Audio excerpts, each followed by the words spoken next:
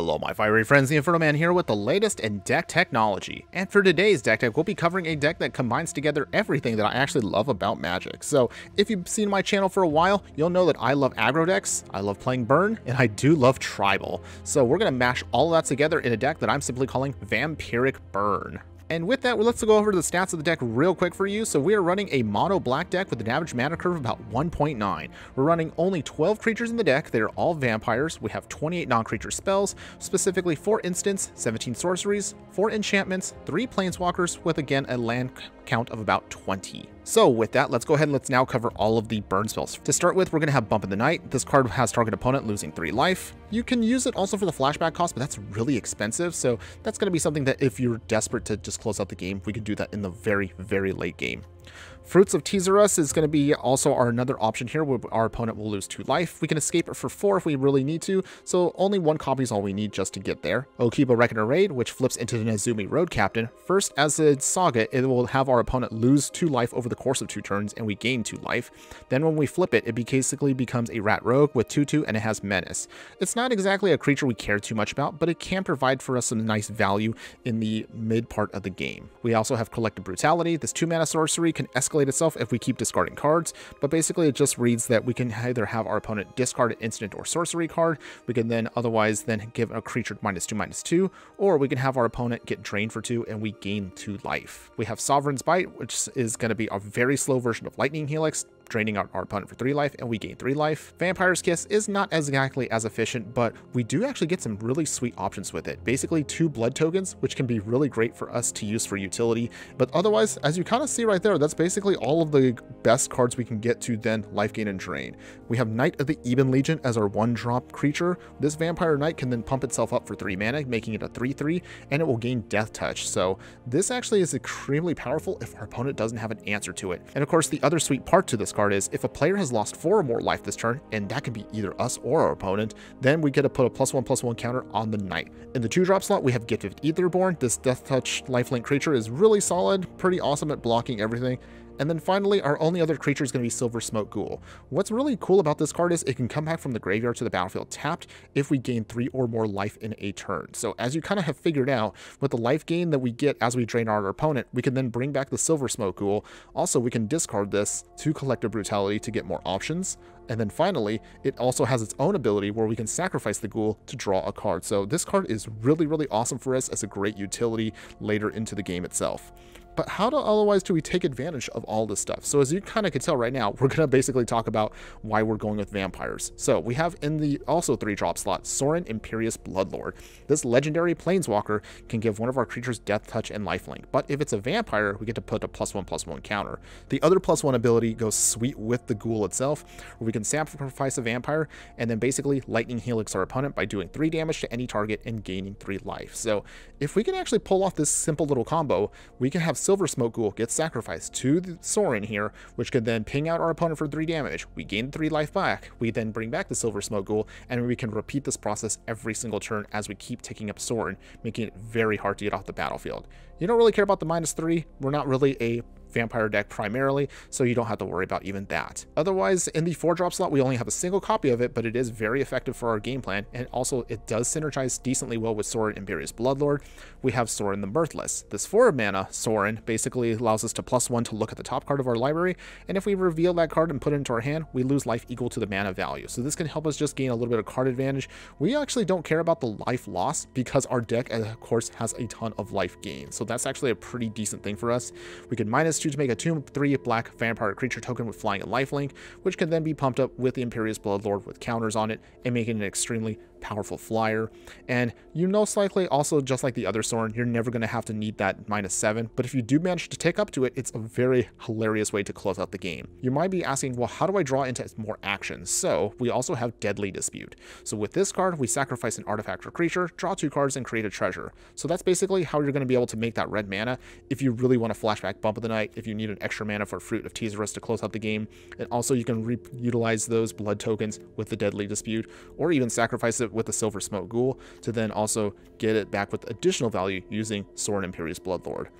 As far as your land base is concerned, you'll have 2 Castle Lockwains, 2 Hive of the Eye Tyrant as your graveyard hate, 15 Swamps, and a Takenuma Abandoned Mire to bring back something, whether it's one of our creatures we need it absolutely, or a Planeswalker back from the graveyard to our hand. But otherwise, for your sideboard, for additional graveyard hit, we have Unlicensors, and this actually synergizes well with Nazumi Road Captain if you really want to give a vehicle menace. If you absolutely need to, and say like you definitely need to just get rid of your creature's opponents, you'll have an entire set of Fatal Pushes, you'll have an entire set of Thoughtseize if you're dealing with control decks, and also if we absolutely have to, we can actually flip into a different style of deck completely.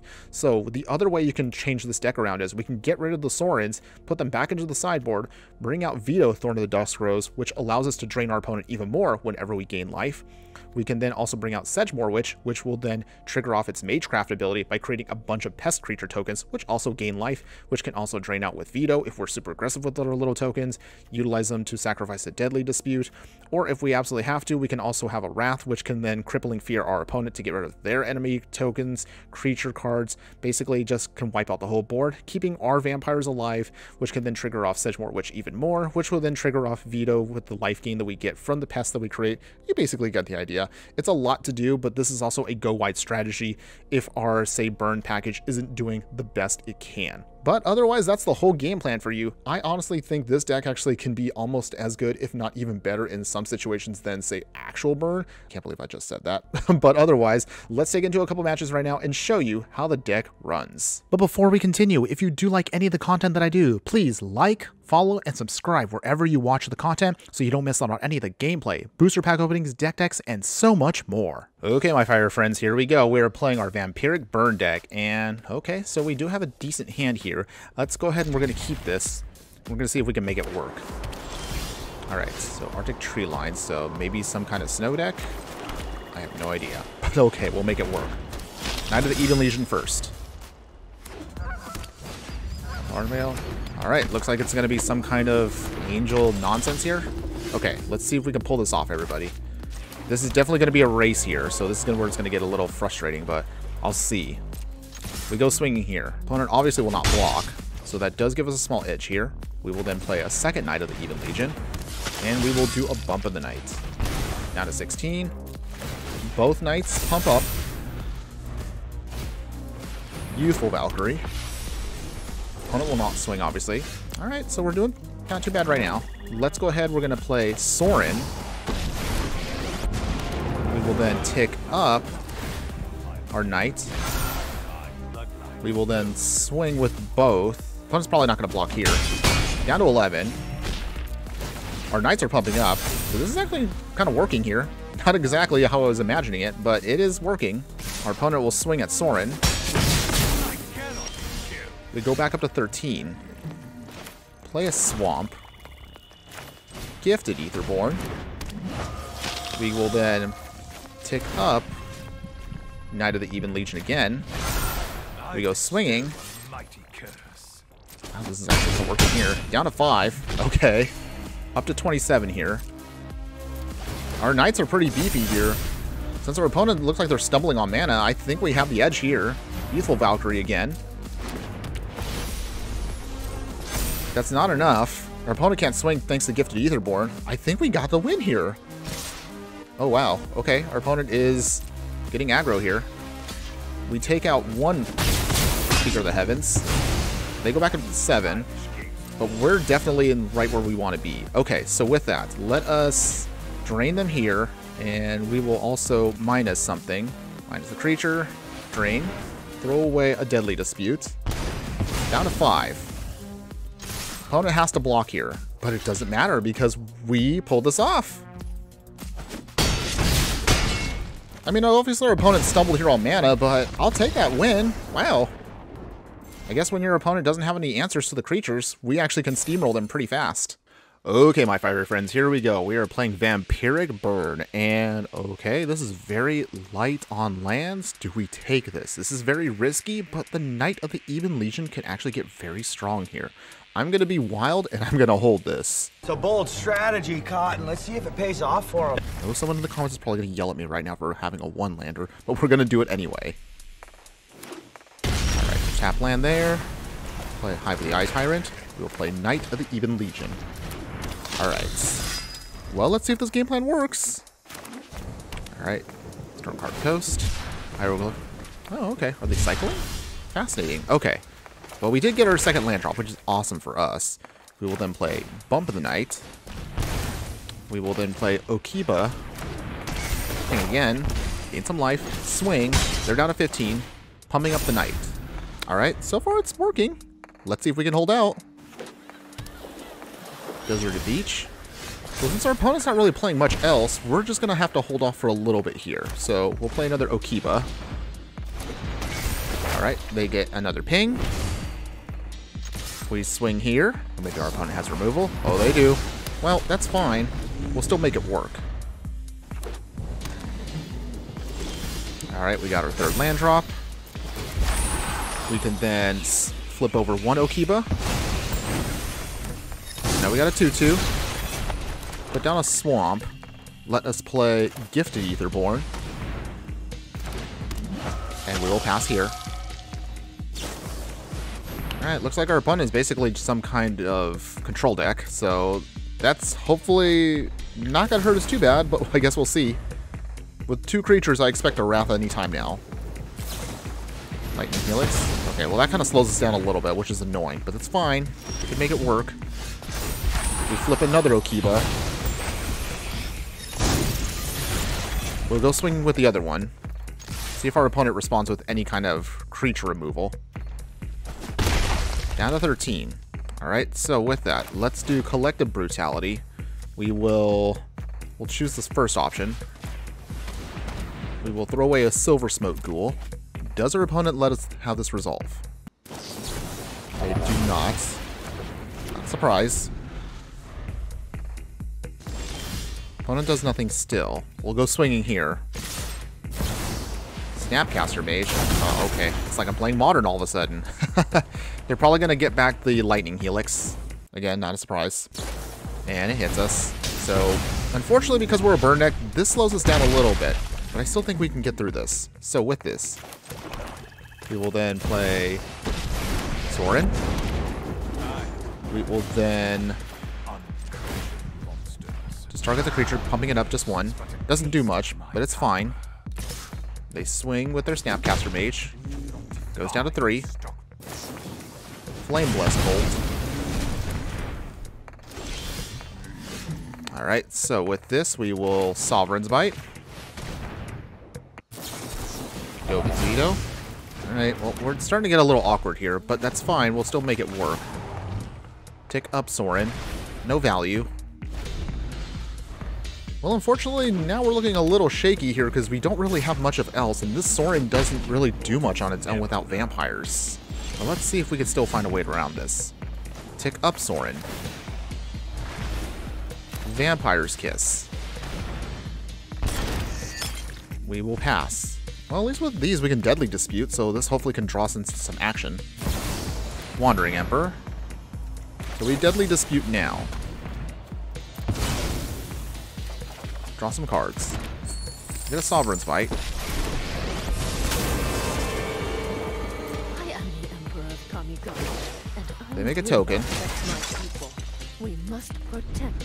This unfortunately means we will be losing our Sorin this turn, but I still think we can get around this. They tick down again, making another token. They take out Sorin. Alright, we go. Alright, with that, Sovereign's Bite again. We drain. Okay, actually, we'll hold off for a second. This is in case if we get our Silver Smoke Ghoul back, which is nice. Our opponent also cannot minus it out because we still have options here. If we absolutely have to, we can also sacrifice it itself to draw a card. Flame Blast Bolt. Let's sack it. So we save it and draw another card. Alright, well, the Ghoul is doing its job, which is great. We just need to find a way to close out the game. Our opponent's going to start taking up their creatures. But we have plenty of life to work with for a little bit, so we do have a buffer. Down to 26. Down to 22. Alright, another land. So with that, Sovereign's Bite again. They're down to 6. Swamp. Pass here. Silver Smoke Ghoul comes back again. They Lightning Helix us. Still annoying. It's fine. We make it work. Shark Typhoon. Also, if we absolutely have to, we do have our Hive of the Eye Tyrants ready to go if we actually need to get around that. Put another counter on Snapcaster Mage. Strike hard. They go swinging here. Down to 18. Down to 12. Well, we are getting close to the end here. Let's sack our Silver Smoke Ghoul again for some value. Draw a card. And a swamp. Okay, so how can we pull this off? Okay, I think Bump of the Night. Down to 6. Bump of the Night again. Down to 3. We have to pass here. Oh, we are so close right now. We are literally just like one spot away from getting this victory. Our opponent is still going to keep ticking up. Remember your training. Alright, they hit us. Down to 9. Down to 1. Wow, this is it right here, everybody. Can we pull this off? Okay, let's throw away our extra land. We need something here. Anything can burn them out. This would be great. Vampire's Kiss. That's not enough. Can we do this? Deadly Disputes. Here's how we do this. Vampire's Kiss. Do you have a response, opponent? Down to 1. Okay, well, we have to do this now. Sacrifice a blood token. Draw 2 cards. Oh man. Well, this stinks. That's unfortunate, everybody. Oh, alright, we tried. Man, we were so close on that one. But, I mean, it's control, so what can you do? Okay, my fire friends, here we go. We are playing our Vampiric Burn, and this time around we actually decided to flip some of the sideboard cards into the main deck to see if we can make this work, in case if you were curious how that pulls itself off. So with this, we have a Swamp, Knight of the Even Legion, we have Sedgemoor Witch, not a vampire, but it does work where it gives us plenty of tokens to work with here. So, Swamp, Knight of the Even Legion. Ideally, remember, when you do play this deck, try to get the Knight out if you have a Bump of the Night or any kind of like drain spell immediately. This way you can then start pumping up your Knight very quickly. Bump of the Night. Hit them for 3. Swing. Down to 15. And our Knight gets pumped up. Alright, so we're in a good spot right now. We get down Sedgemoor Witch and we're pretty set. Twin Blade Cast. Okay, is it some kind of... Is this a spirit deck? This is interesting. Let's see what our opponent's going to try to do here. So with that, swing. Obviously they're not going to block. With that, we will then play Sedgemoor Witch. And then we're going to start going wide here with our stuff.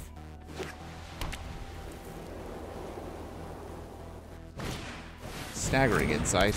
Oh, okay. Might get a little scary here. Selfless Savior. Gonna go swinging, of course. Once we get our Sedgemoor Witch going, though, we will have plenty of tokens to work with here. They draw some cards, but they're tapped out. So this is our turn now to hopefully get some stuff going here. So with that, Swamp. We will play Vampire's Kiss. We make a Pest. We drain them. Deadly Dispute. We then make another Pest. Draw some cards. Okay, so not too bad right now. So we do have now some stuff to fight our way through this. Opponent's down to 11. And our Knight gets pumped up again. Alright, well, this version of the game plan is working, so that's great. Our Pests can now kind of chump block for us while we buy ourselves time trying to build ourselves up. Opponent. Alright, they're playing Light Paws. Still annoying to deal with, but that's okay. Ethereal Armor. That thing's going to get a little beefy. And unfortunately now it has lifelink, so we'll find a way around it, everybody. Alright, Light Paws also gets a pump. Another land. Wow, they actually hit themselves for 3. Ouch. Well, their office is going to make that mana up now, so get a Pest. They get 13. We gain 1. And we go. Alright, so we have a Bump of the Night. So with that, Swamp. Bump of the Night. Make another pest. And then with that, we will play... Actually, we'll swing here instead. Swing with both. We just need 1 point of damage to get through to have the knight get pumped up again. Down to 7. We gain 1 life. And we will pass the turn here. Knight gets pumped up again. So we're going to try to keep pace here. So here's how we're going to do this. As long as no other creature gets lifelink, we should be able to sponge hits for a little while.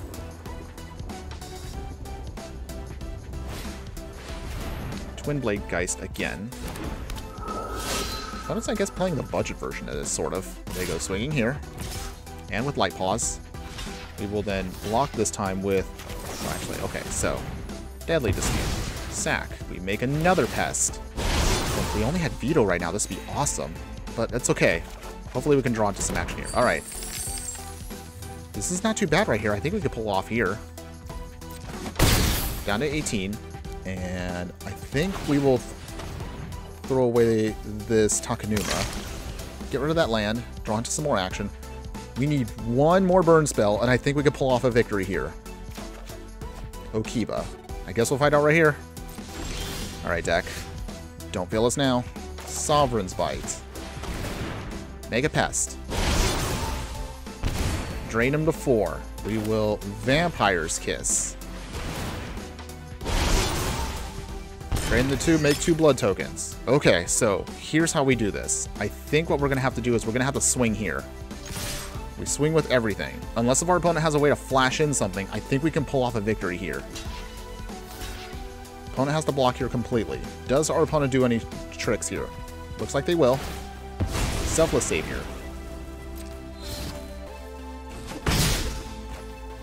We hit.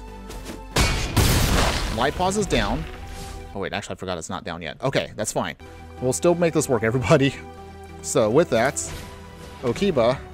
Alright, I guess our opponent didn't have anything else, so this actually gets us the win. Alright, there we go. And there you go, everybody. Woo, we got there! Yes, we beat out the Auras deck, so I'm actually pretty happy about that. That was pretty sweet. And there you have it, everybody. So that was our Vampiric Burn deck for you. So you tell me in the comments below, what do you think? Do you like this deck? Would you play something that's this janky? To be perfectly honest with you, I did have a lot of fun with this deck, but the downside that you kind of see versus a normal burn deck is we are sorcery speed on almost everything. This is actually not something that was really harming us too much. You did see in the matches we won, when it goes off, it is fantastic and it is fun. But the other incident that we run into a lot is 3-drop Sorin here is kind of dead when we don't have a vampire to work with or even a creature just to get that lifelink and death touch on it. So just keep that in mind if you do want to play this.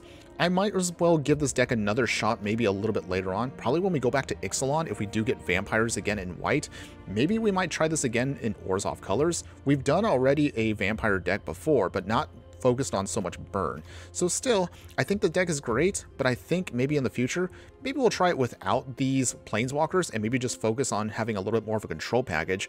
Maybe we might want to put in the Thoughtseize and the Fatal Pushes into the main deck. But again, leave a comment below and I would love to hear from you with that. However, if you do like this deck, but maybe you don't want to invest this many wildcards into it, stick around, because those of you that are my true fiery friends, you'll get a chance to see how we can make this deck work even on a budget. Now, since we've actually flipped it this time around and we went with a non-budget deck for my true fiery friends, and you do want to try this out, but maybe you don't want to invest those wildcards, here's basically the budget version of this deck. So basically we just get rid of our planeswalkers and we just put in Davriel Rogue Shadow Mage. This is a little bit far weaker because we can't really use it that often, but once we do take away our opponent's cards, we can then start hopefully draining them out for 2 damage at the top of every turn, which hopefully can still maintain most of what we're trying to do with Knight of the Ebon Legion and some of our other cards. Because of that, we only need to keep in our Knight of the Ebon Legion, Collective Brutality as our essentials in terms of rares. For the other cards in the deck, we're going to then have to go back to a very basic land package. We'll use Witch's Cottage. It's hopefully instead to bring back one of our creatures. We can then use a Bojuka Bog as our Graveyard Hate. And then this will of course mean that for the sideboard, you'll use instead Soul Guide Lantern. You'll use Bastion of Remembrance instead of Veto. We'll have Choking Miasma as your smaller version of a Wrath. Keep the Duresses instead of Thoughtseize. Keep your Fatal Pushes, of course. Keep your Sedgemoor Witch.